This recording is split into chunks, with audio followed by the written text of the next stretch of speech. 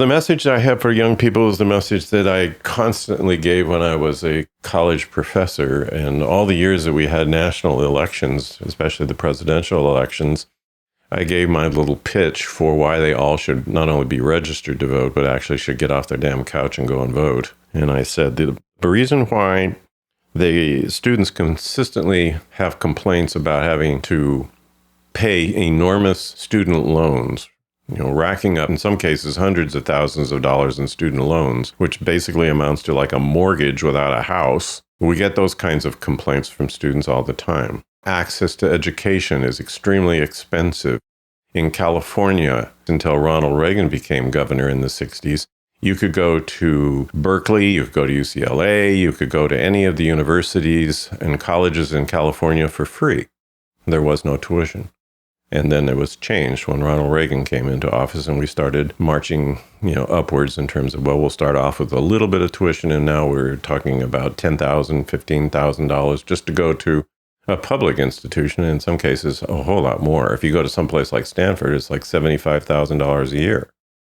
So the problem of, what I would say to a student is, you have basically no power if you don't vote.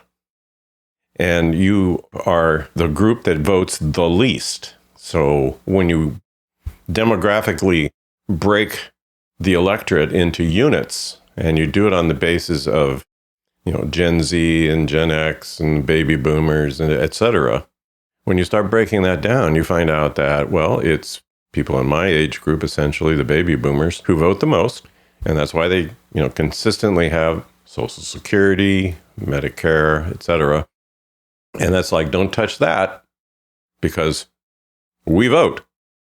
But when it comes to things like forgiving student loans, which the Biden administration actually tried to do by executive order and was thwarted, you get almost no help, especially from the Republicans. Why? Because young people don't vote.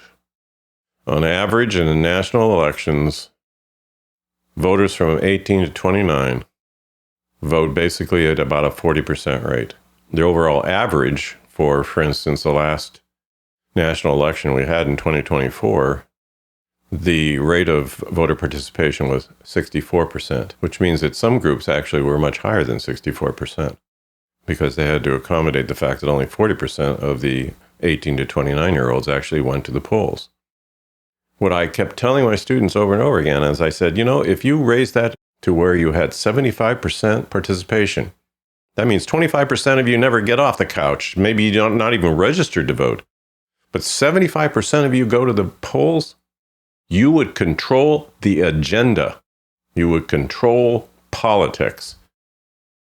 But it's the fact that you don't go and vote that by and large politicians just shine you on and pay little or no attention to you. You're peripheral. You're not a major concern.